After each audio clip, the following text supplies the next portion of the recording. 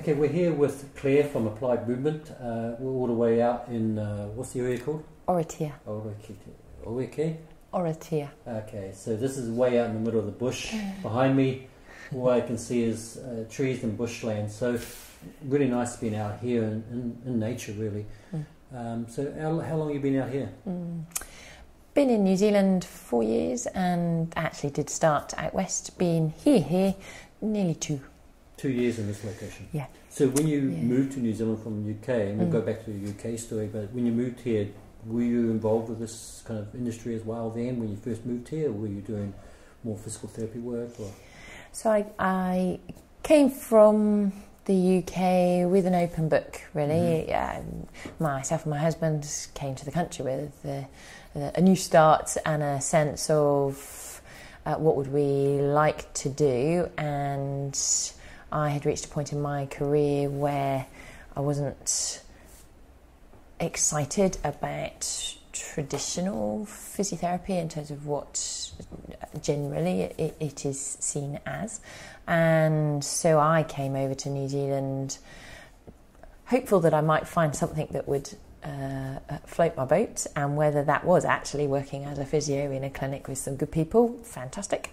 But I was also open to the opportunity of doing something completely different, or at least using my skills in a new way.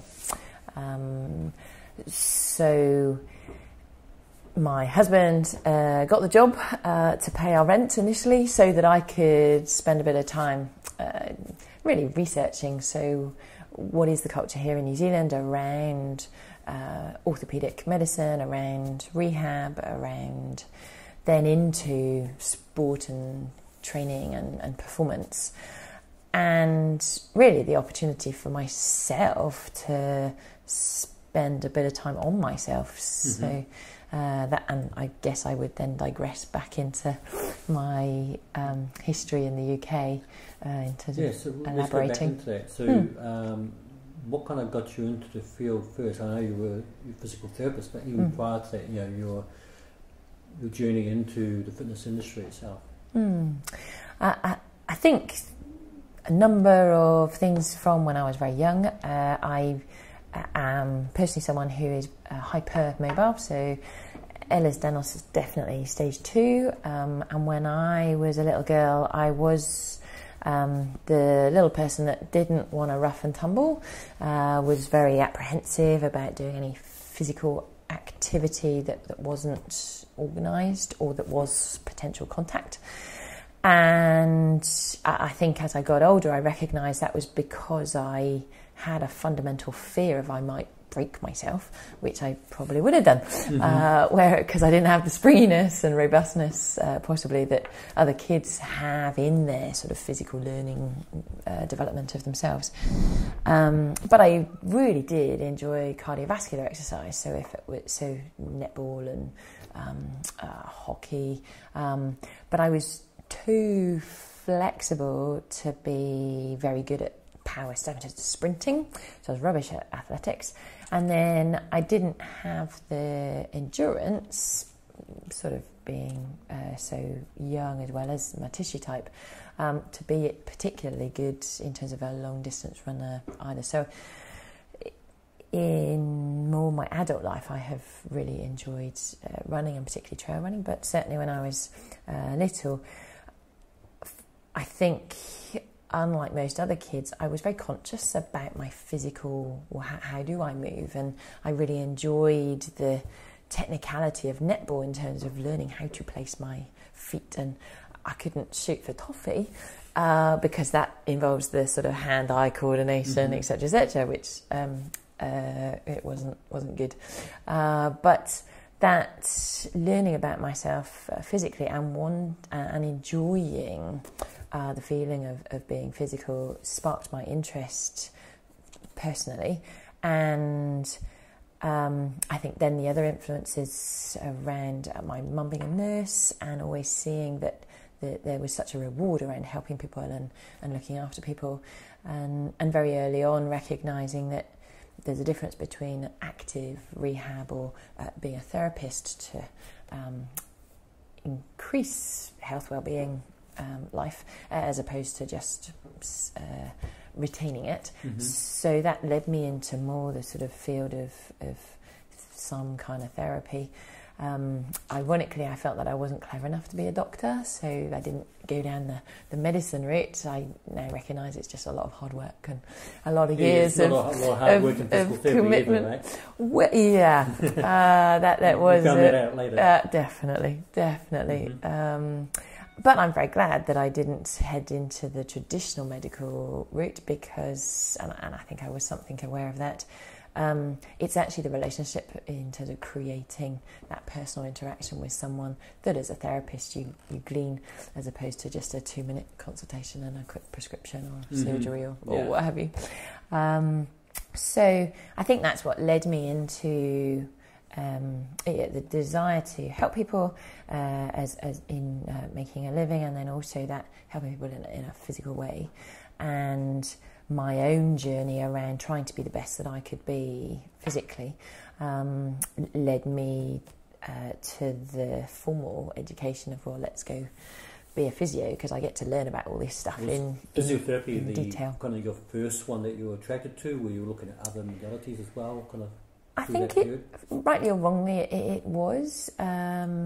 I think I was introduced to a physio by my mum, and I think in terms of my schooling, there was that sense of, well, you have to have a professional qualification. So what's that going to be? And of course, certainly physio in the UK has that, protected title, and it's sort of one of those nice things that one can do as much as being a teacher or something else. It's slightly different to the specifics of coaching in terms of strength and conditioning things. There's a much more of a clear path that stays within the conventional confines of medicine, potentially. In the UK, how long is the school period for the physical therapy? So it's a 3-year degree course in England. It is a 4-year in Scotland and Ireland, but that you would then come out with a master's. The expectation for the degree course in the UK in terms of coming out with a bachelor honours bachelor degree is that you're then a junior physio, so that's the same as a junior doctor. There would be the expectation that you would do some rotations within the sort of medical institutions. Did you do that? Did you go into okay.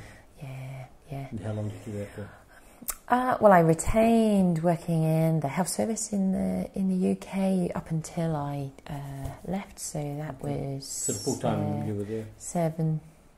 Yes. Over a decade, 15 years.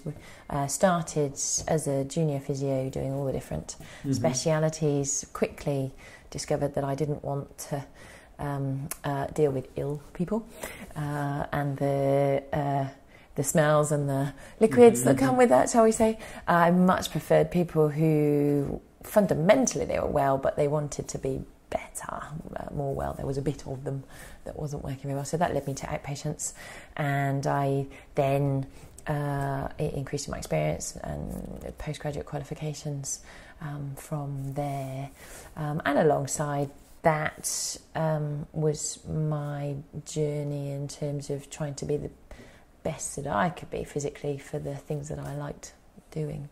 Okay. So from your finishing your degree, you're doing your intern and then went into your practice.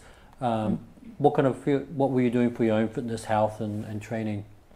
So through university, I started out doing the groups of organised sports, so hockey, netball, sailing, and very quickly, as you've alluded to, realised that wasn't going to happen once the enormity of the training to the academic and then the placements, etc.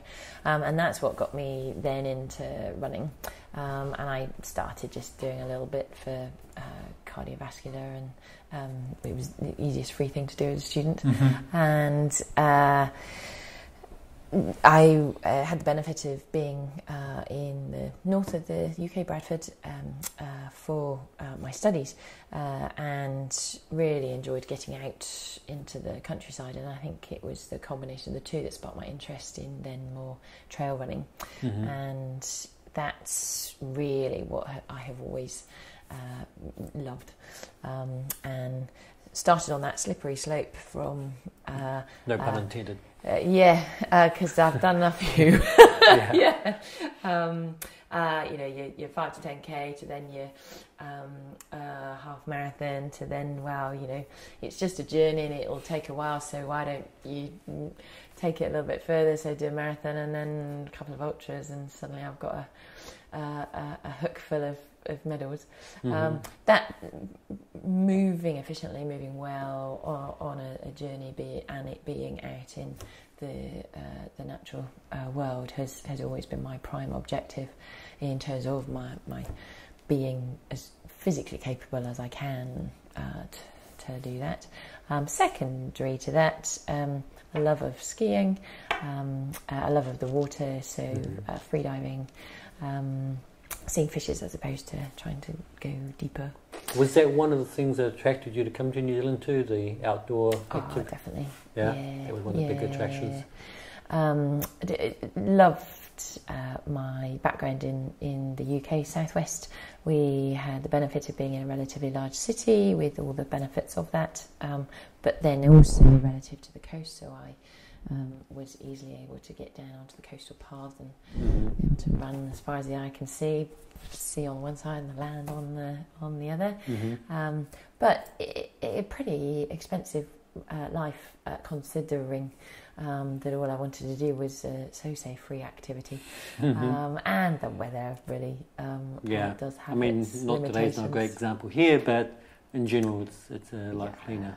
Yeah, and the accessibility. So I spent a lot of weekends driving up to the Lake District, which is probably very similar to Queenstown, Wanaka, in terms of a stony, mountainous kind of ground.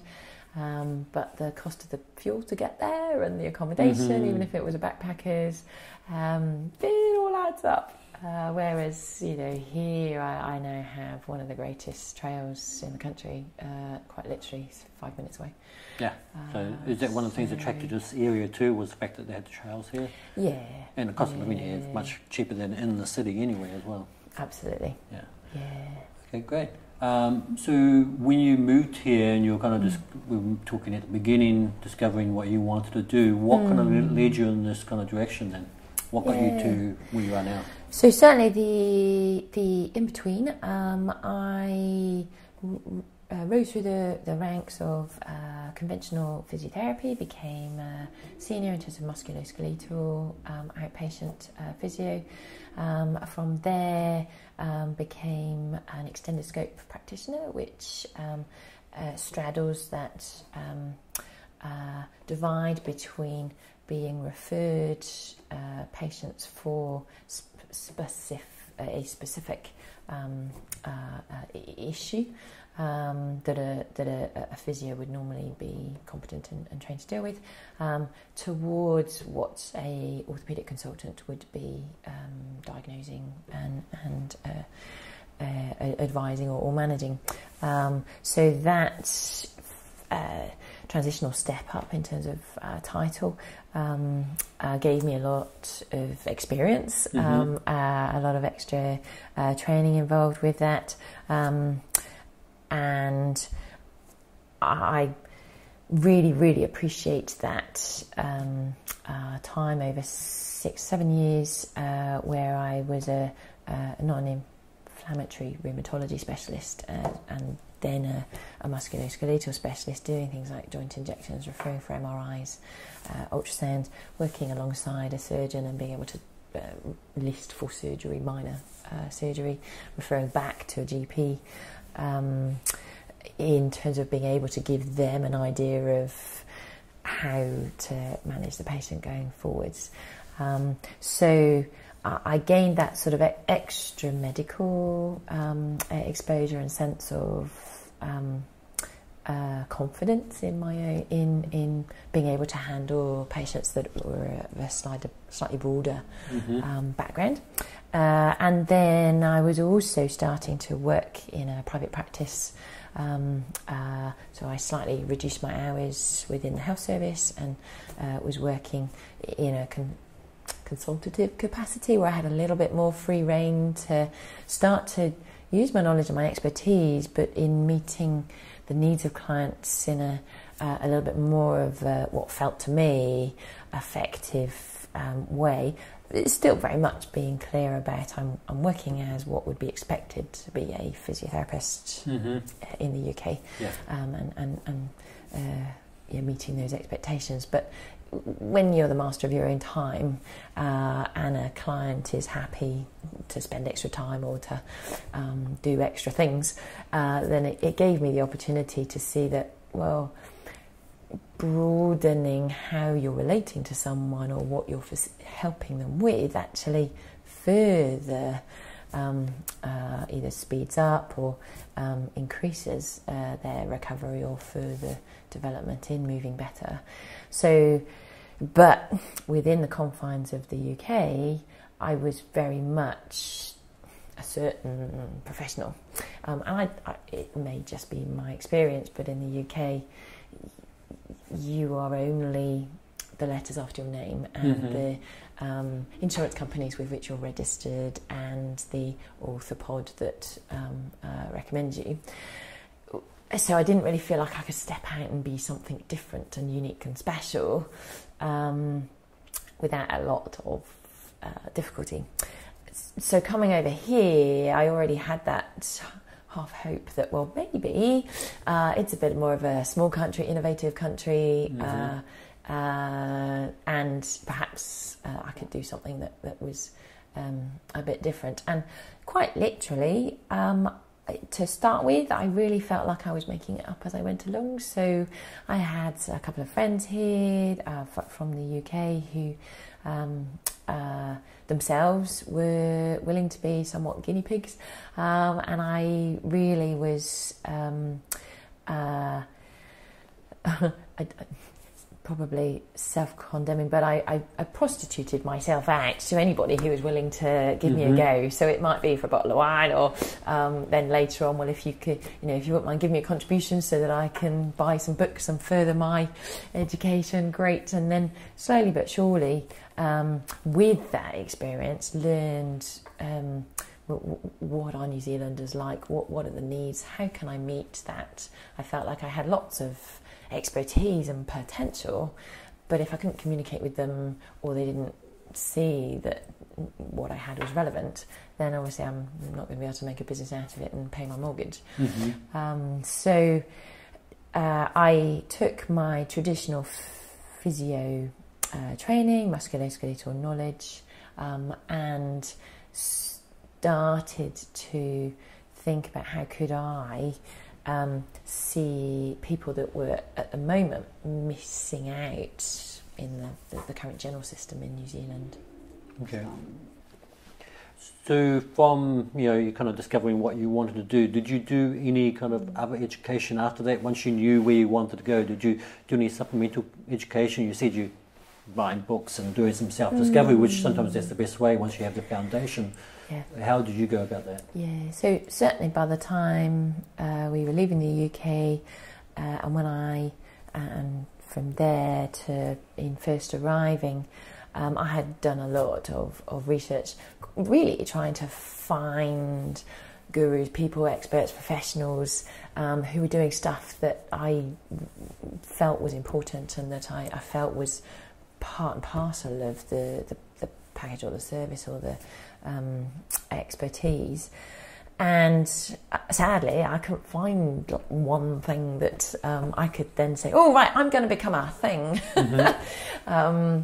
And I think there was a combination of things. So one of the things that I did discover, and it was just from one of those random trawling around the internet, see the video, go, oh, well, he's interesting.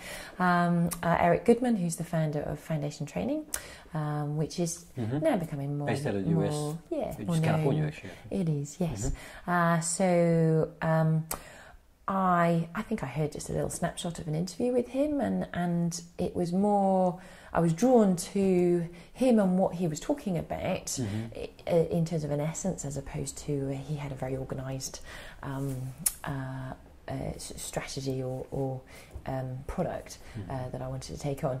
But it drew me enough, and I couldn't let it go, that I actually went over to California, San Francisco, and I did the foundation training course, which was probably only the first formal one that he was doing. Before going, did you read his books, or did you just he didn't jump have in? any books Oh, in you it didn't at have that books point, so up it was, looking You're back... giving away your age here now. I know. Yeah, looking back, I can't quite believe that I did it, but it was one of those... Oh, once you see the information online, they attract you to it. And yeah, and even in prior... it's only a short trip. Yeah, but having spent a hours. lot of money to get to New Zealand and stopped working in the months before to get here and all of that, I'm quite amazed that my husband was supportive, but I'm fortunate. And so foundation training, I'm now able to say that I'm a foundation trainer.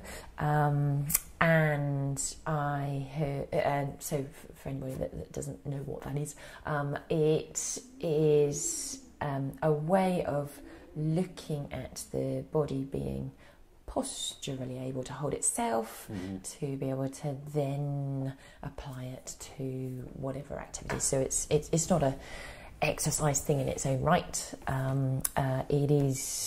It can be rehabilitative, or it can be performance enhancing, and it effectively looks at how you, this is my interpretation of it, how one interacts with the ground or within gravity, how one breathes and decompresses the trunk, and then how the whole body moves. And there's a series of exercises that facilitate that.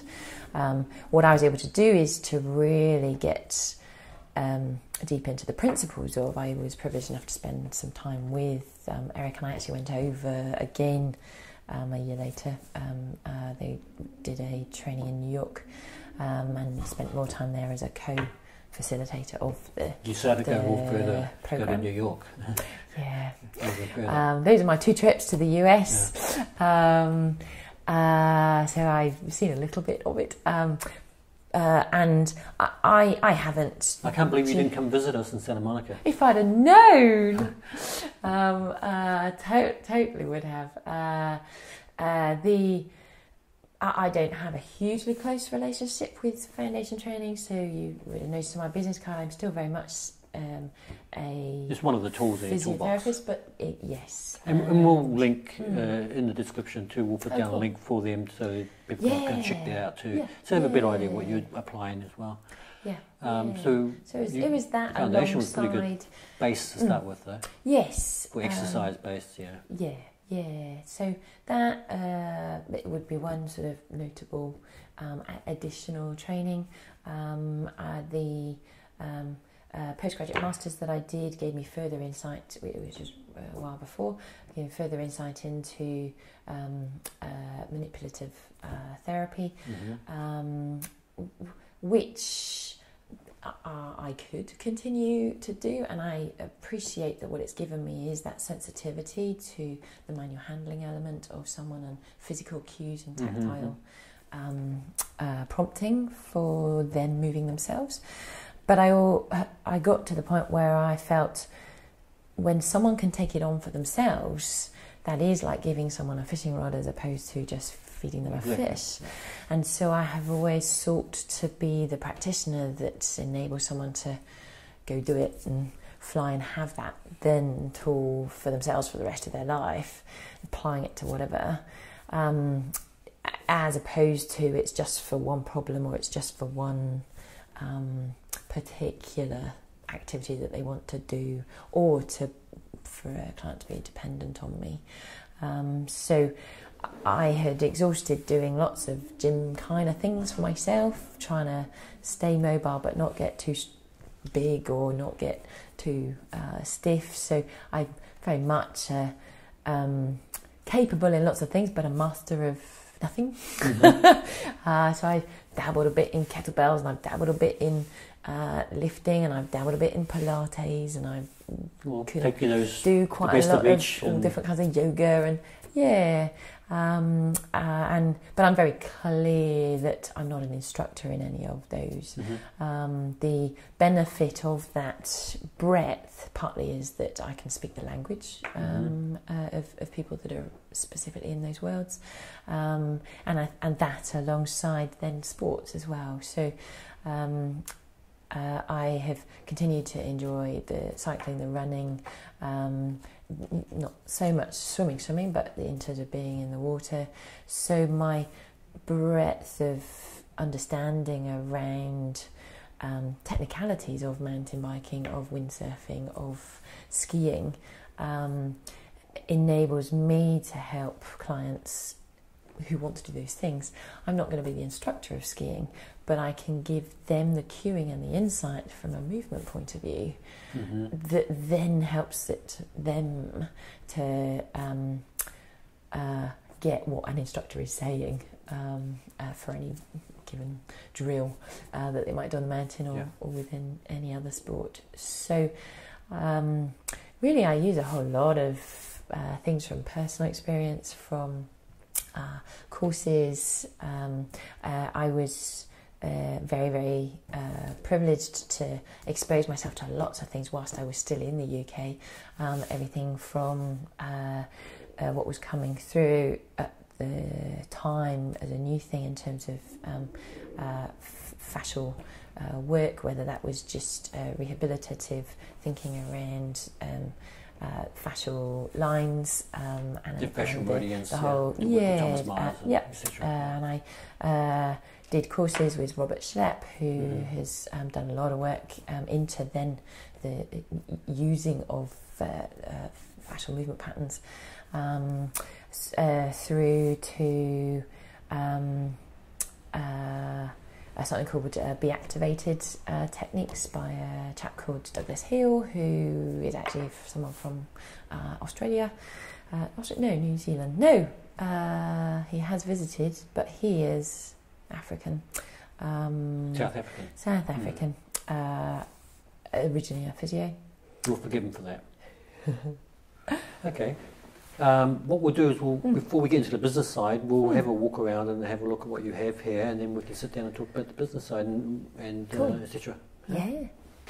So we're kind of in the facility yourself right now as part of your house, which is, I guess, the benefit of live-work situation, no travel time, unless you do go out and see clients. So with your clients, they come in through this door here. I guess this is where you sit down and discuss consultation, etc. with them, and then you kind of move into, I guess, an assessment, right? Yeah. You go through an assessment for an hour and a half. Yeah. So you do that within here? Yes. So let's come in and have a look what you've got going on here. So within this room here, pretty much your primary base room, other than all the outdoor work that you do. So you do a lot more outdoor work. As you can see from here, the weather isn't ideal today for that. So what kind of made you kind of come up with the idea of what you have in here right now? The most important thing for me was that there was an outside whilst being inside. Someone wasn't coming into some kind of closed cupboard room that was incredibly institutional, or equally wasn't too gym based. I wanted to have some kind of neutral situation. The mirrors, so there's literally mirrors everywhere, which most new clients when they walk in have the natural, I got to see myself. You even have a portable mirror here as well. Yeah, so I without exception, will always make someone stand in front of the mirror, and we start with, right, what have we got here and now, and we go through the inevitable quick, but I'm a bit fat, or I'm a bit to get to the nuts and bolts of what is it that someone has as their container to do what they want to do, and also what are the visual signs of the history that they've just given me. such that they're coming back into their bodies. We live such a fast life that is so externally focused, whether that's on a screen or other people, that the greatest challenge is for ourselves to be aware of ourselves to then start to move. And so I'll always start with either the lying down or the standing, but it invariably is let's start with having a look, and then just doing some simple movements. Using the movements as part of your assessment? Yes, yeah. My practical assessment would be entirely tailored to what it is that we've had a chat about in sort of initial... So you optimise the time that you're spending on the assessment from what you find in the first discussion to kind of isolate the issues and their concerns. Yeah, people are very much coming with the expectation that there's going to be practical, and I don't hugely upfront say, and we're going to spend possibly an hour talking, because I think that may be a dissuader from their expectations or perspective. But most often, to be honest, there's a whole lot more talking than there is the practical. I think, as most clinicians would agree, the answers and the keys are going to be in what the person tells you. In the way they say it. Totally. So by the time we get in here, I'm very clear about what I need to look at, really, to help them see. Obviously, for me to qualify and reinforce that what my thinking is actually the reality. I haven't gone off on a tangent. So yes, the physical evaluation is a reinforcement that I'm on the right lines for me, but it's very much a discovery process for the client as well. Once you kind of make things more aware for them, I assume that once they realise these things are going on, they become a lot more open to new ideas and new way of treating these things. Yes. Okay. So looking at equipment here, you don't have a lot, which is not a bad thing. Often people kind of get too much stuff and they don't use it. Okay, so rebounder, what are you using that for? All sorts of things. So really all the equipment in here is as props. So I am very clear with people that I'm not an expert person as regards a gym scenario, and I will regularly send someone to a personal trainer or strength and conditioning coach to do the training. But I might have someone who that's what they do in terms of their world is that they like attending the gym or doing a certain class. So I'll have the useful props that we can start to look at, well, how would they do the thing. The rebounder I would use for everything from someone actually being able to see what happens when they're on a wobbly surface to... So you use it for unstable surface training as well as its practical use of being a rebounder as well. Yeah. So most of this stuff really in here is it's the assessment side. A lot of people may have the ability to get to a treadmill. That's a very, very simple, inexpensive manual treadmill. But because people feel what's going on, it's a manual one, right? Not motorised. So you actually have to have a little bit more feel of what's going on there. Rather than the motor doing the work for you, you haven't engaged those muscles involved with the gait. So. Yeah, exactly. And it's only, you're saying it's for assessment primarily. Once you start moving, you're outdoors doing the stuff outside on dry land. Yes. Okay. Yeah. I see you do have some bands and other. You've got the rings up here, etc. So you're obviously using those as part of your programming as well, though. Yes. For the exercise component rather than just the assessment component. Definitely. In terms of what people may go away with from myself, it will be very functionally based. They won't need any new equipment. It will be as a result of what they're already into. I don't like to add extra stuff to their already too busy life, generally speaking. But simple was more likely they're going to do the homework and do whatever they need to do for it. Yeah. So as much as anything, for example, a lot of people come into the rings and they go, oh, am I going to do some hanging around? Because that's so alien to them. They could have come up and do iron cross. Exactly, as opposed to your true gymnast who, So it might be as much, I've got an older person who's starting to have a real fear of falling and lifting their feet, but with the ability to hold something that's unstable but keeping them up, and they can see what's going on, we can start to look at, well, where is your ankle, where is your toe hinge, how are you moving through in a normal gait pattern? They can see it, they've got the support, but they're in a useful position so that they're taking away that experience to then... And I guess applying a lot of ERCS work too, you don't need a lot of gear or equipment for that either, just the body really. Totally. From there, I'm assuming you're applying a lot of what they do there as well. Yeah, I use the principles. It makes it easy for people to do homework too. Yeah. Yeah. Okay, so what kind of clientele do you get in here? What's the kind of basis? Quite literally all sorts. And that's, in part, that's what's made it so difficult to promote myself, because a business person would always say, so who's your perfect client? I'm like, oh. Everybody. Well, you prostitute yourself out to everybody, so why not change? That's it.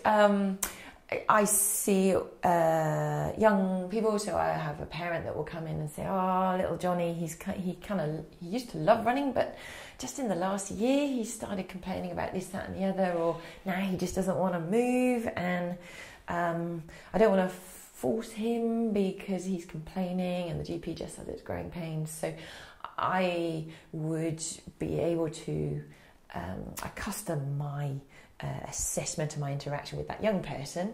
So I'm very much a chameleon in terms of I'll play and mess about to create something that's fun, but that is also going to be conducive to regaining. Yeah, the way you would do a young child compared to work with an older, being, elderly, then it's going to be a lot different approach to the exercise programming. Okay. Besides the movement aspect of what you do, what kind of other services and approaches do you use in your practice here? So I would see someone who has a traditional problem that might get referred to a physio here in New Zealand, and one of the challenges around the situation here is that if you don't have an injury, then you can't qualify for support in seeing a practitioner. And so I'll often end up seeing people with the more chronic issues, and obviously using the orthopaedic expertise with that regard. But I also then see people who it is perhaps that they just haven't moved for a long time, and they've got far enough in life that they recognise now they need to do it, or it's not going to happen. So either they've got kids and they start to feel stuff's not great trying to run after them, or actually they fancy having a go at a triathlon, but they're old enough to know that they can't. Through a bit like the crisis then. And they are mature enough to know that perhaps it's not a good idea just to give it a go and see how hard can it be. They don't need someone in terms of an ongoing, there's not an accountability or motivation issue, but there is just a skill issue.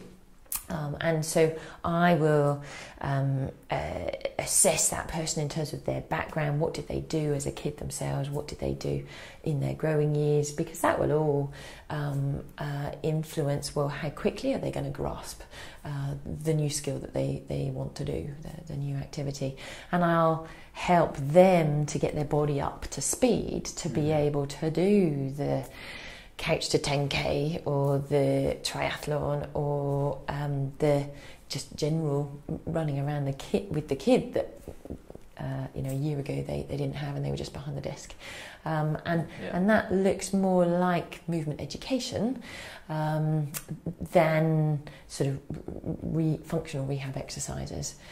So I'm giving people the tools to then explicitly be confident that they know that their body can do the thing that it needs to do, going on a mountain bike down a grade 4 trail. After the instructor has said, keep your elbows out, they have an intrinsic understanding of why, and they've practiced it outside of their mountain biking such that it all comes together. Okay, and you're working with any athletes or more serious athletes, I should say, that are more professional or So working on their techniques and stuff? Yeah, I've worked with a couple of very well-regarded trail runners who are on the international circuit. They're based here in New Zealand and who've head off to the European season, and then as well as racing here and in the US. So they're pretty much all year round, if they're working on those 2 different seasons. Yeah, and I'm not seeing them for the ins and outs of their training. They have a whole lot more expertise than I. But what I feel I am able to contribute is taking a step back and saying, well, as a human mover, what does your life involve? How is the rest of your life supporting what you're wanting to do as a very high level performer and needing that little bit of extra? So giving that outside in feedback on, gosh, you're doing a whole lot of this, but actually with the few hours that you're sitting at the desk or that you're doing whatever job, you're tending not to practice the same movements or postures, or you're doing stuff that actually is working against your best efforts in the specific training that you are doing.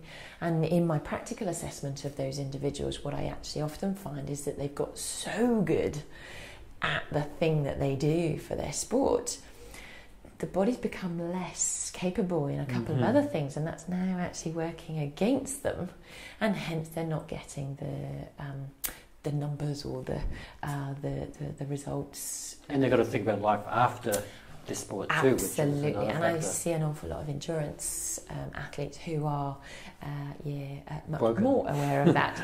They're either in the deep, dark, chronic fatigue, have done too much for too long, and they're clambering their way out, and they're in those early stages of, well, they can't do exercise, but they know that they need to move and they want to move and they need to do it carefully. And the way that I work with anybody, whether that's a traditional orthopaedic referral or someone who is from the more sporting background, is I will take into consideration their whole life. So I will ask them about their sleep patterns, their management of life stress, their diet, just to get a feel for what does the rest of their life look like, because that's what I'm putting movement into in a efficient and effective way to then support them in. So you almost kind of integrating some of the lifestyle coach type approaches to it as well in there. Yes, and that's one of the prime reasons that I call myself a movement specialist as opposed to primarily as opposed to a physiotherapist here, is because I feel like I do incorporate a lot more than a traditional physio would directly seek to. And I guess in New Zealand too, you have a little more freedom of scope as well of what you can do with your patients or your clients. You're able legally to do a lot more than what you can in certain countries. I know in the US, the restrictions there, even in UK you have restrictions, but here seems a little bit more open to everything as well.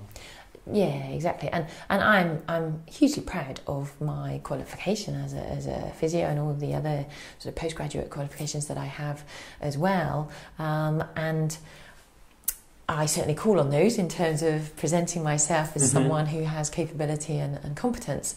But by the same token, I wanted to call myself something that enabled people to go, oh, what's that? To create the opportunity to say, well, I do think more directly about these other things. It was really challenging for me to make that decision in terms of not directly working as a physio in the physio world here, and instead almost straddle in between. But I really felt like that's really needed, and certainly have a lot to offer in that space. So hence the title for now of movement specialist. I started with movement enthusiast, but I felt like that didn't really. Were you kind of were you sitting down one day, kind of writing down different ideas like this, or pretty much you didn't come up with movement specialist? Yes, I toy with movement coach as well. I do have some clients that I've been working with for over a year, and they just keep coming back, because once you've opened the door, they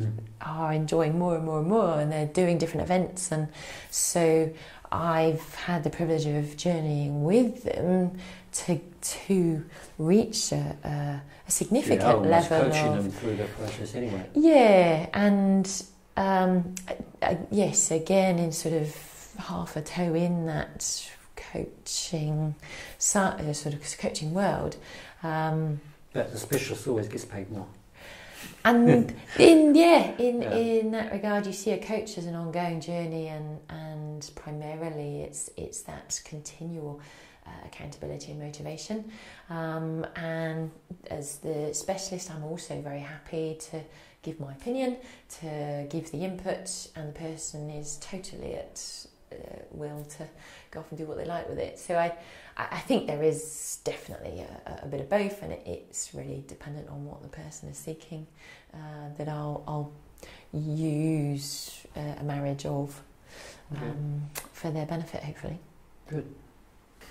Let's get back to, we've been around, had a look at the place, and we kind of touched on some of the business name ideas that you had too, so let's kind of go into the business side of things a little bit more. You have your website up, of course. How do you market yourself in the marketplace as it is right now in New Zealand?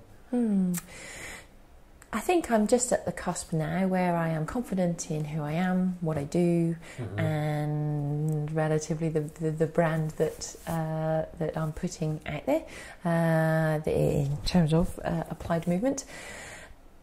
And I was, in terms of getting to this point, I was very aware that I could get lots and lots of clients and do all sorts of investment into some various kinds of promotion, but that actually it might get me a lot of people in the short term, but if I hadn't sufficiently got to that point of clarity on what it is that I do with relative consistency, then I would lose them as quick as well, and not have the systems and processes in terms of backing up my work. So really up to now, it has been growing by word of mouth. Every single client that I've seen has given... all referral based in. So each client that I have seen has given me at least one client. It might not be immediately, it might be 6 months down the line, 8 months down the line. And I've had GPs refer to me not because I know them, but because one of their other patients has talked about me, and so it has been that recommendation. Clearly the GP's looked at my website or whatever, which has been incredibly encouraging to me, because of that need to know that this is something that I can do as a business, as opposed to just a sideline interest. And from starting here in the safety relative of my own home as regards lower overheads, the step up in terms of now renting a studio a day a week, which it's very similar to this in the sense that it's open plan, it's a beautiful space, it has some gym equipment, it has some nice sitting down area. So with myself wanting to put myself out there more, and obviously you've got to go to the people where they are. I have some people come out here because it's so beautiful, but I've got to. And you are, really, I mean, for people from the city, it is 30 minutes or so from the city, so it's still. Well, in Auckland, I mean, I know people probably in LA are laughing at that, but 30 minutes is, for Auckland, is quite a way for people to drive, and if it's peak hour, then forget it. At peak hour, totally, it is a non-starter. So I do work evenings, I do work Sunday afternoons in terms of my availability for people. So one of the places that we met was through Posture Fit with Michelle, so that's one of the places you work out of.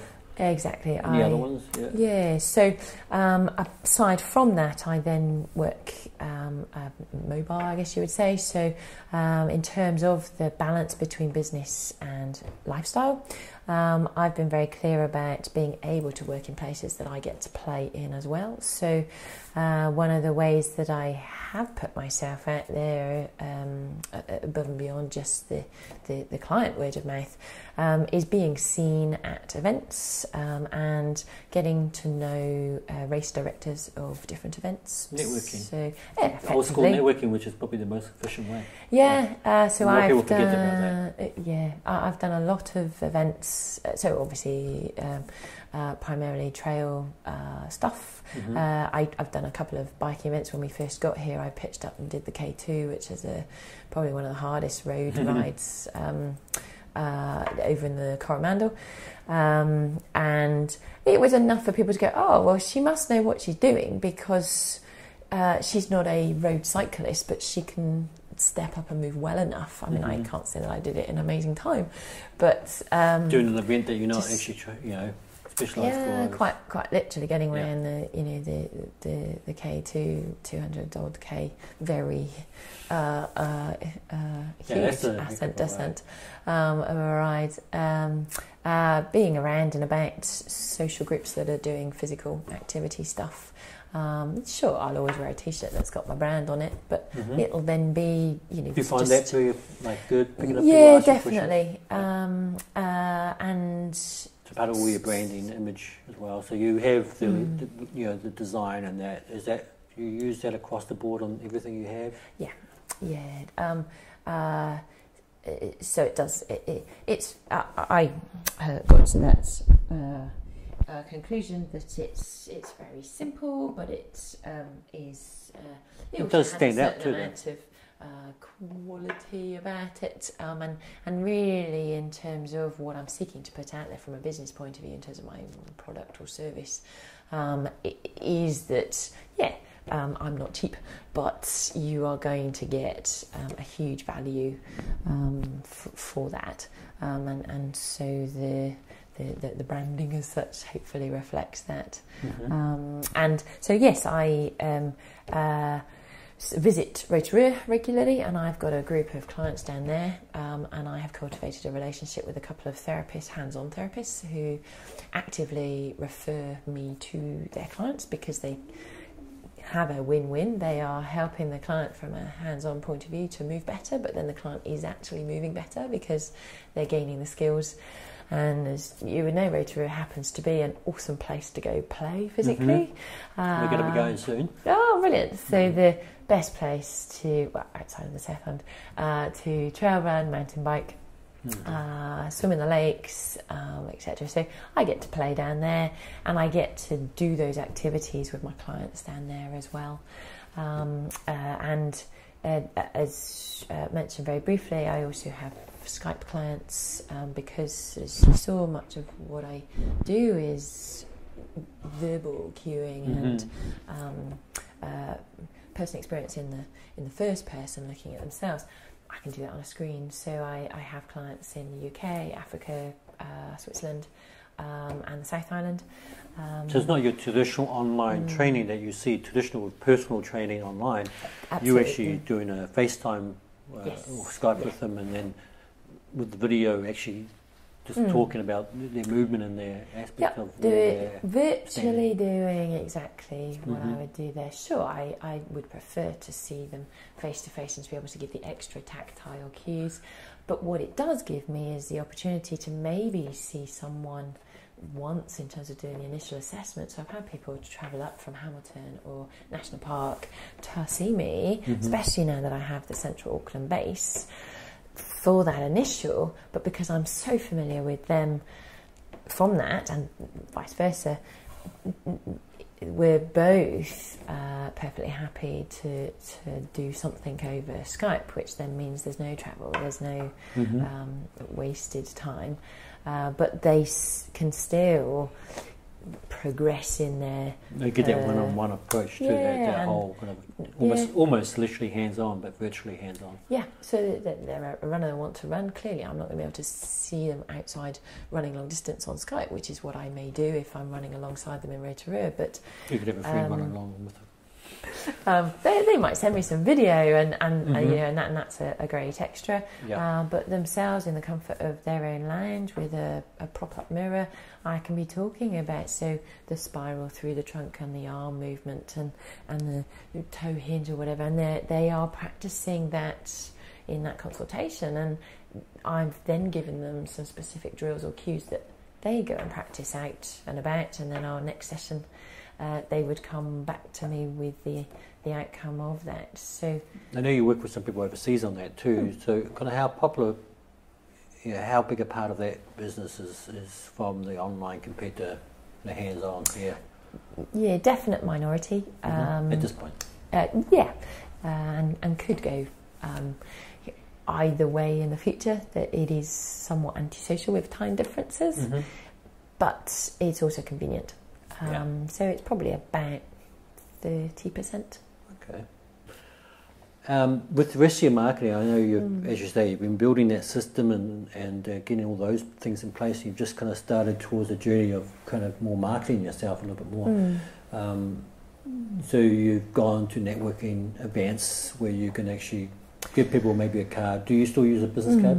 Oh yes. Okay, so you have a business card. You give them perhaps where do they go from there? Look at your website to start with?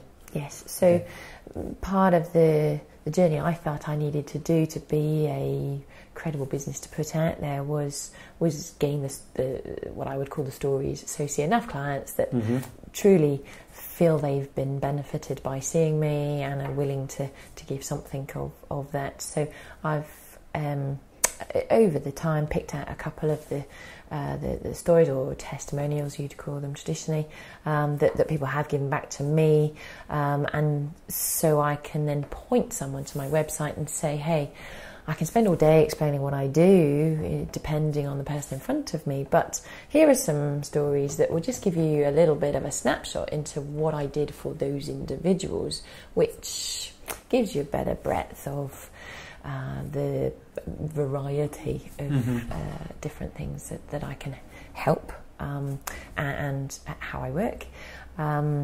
The benefit of that is that it sits well that I walk my talk. I am my brand. It's my clients telling.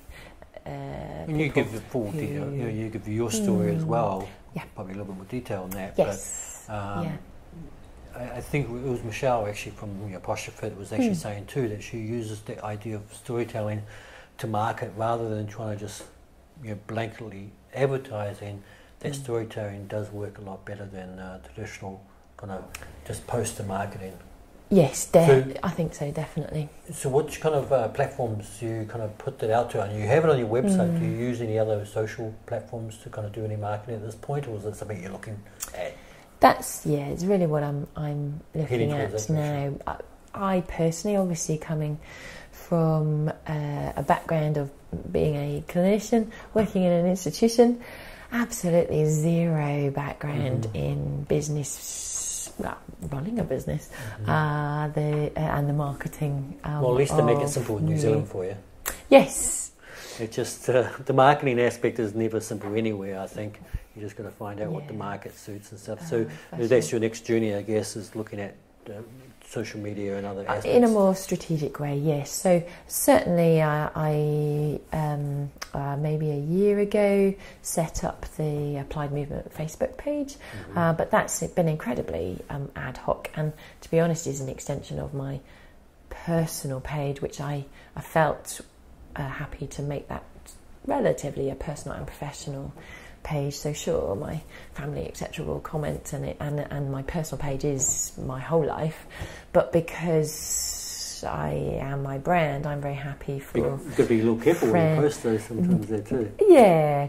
So I have that in the back of my mind, but that's been very useful in terms of the personal nature of people then be recommending me.